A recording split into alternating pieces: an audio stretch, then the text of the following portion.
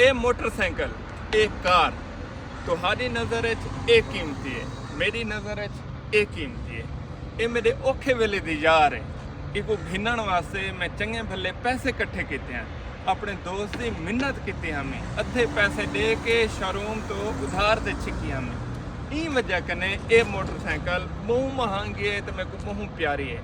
ਇਹ ਮੇਰੇ ਸੁੱਖੇ ਵੇਲੇ ਦੀ ਯਾਰ है। बस मेरे को भाई आके तुसा गाड़ी चेंज करो, मैं को पैसे दिते में हो गए शोरूम तो छिकी है। बस यह को जिंदी कहानी है ते ये मेरे कने है अल्हम्दुलिल्लाह। लेकिन ये जी है ऊँ वेले दी है जिन्हें मेरे को सफ़र करने वास्ते अच्छा सवारी की ज़रूरत है तो मेरे कने सवारी करना है। अल्लाह पाक ने मतलब मेरे को मोटरसाइकिल दी और मैं बड़ी मेहनत करके जतन करके ये मोटरसाइकिल को हासिल किया और दो त्रै बंदे ने मेहनत की, शोरूम ते पैसे रखवाए, अद्धे पैसे दिते।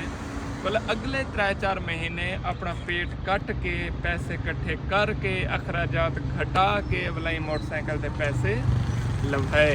ई वजह कने ये मोटरसाइकिल ई कार कने ज़्यादा महंगी है। इको वो बंदा समझ सकते चाहे अपनी जिंदगी मेहनत की होवे, मेहनत करके कोई शय हासिल की होवे, उसको पता हो सी कि केरी शय कितना कीमती होती।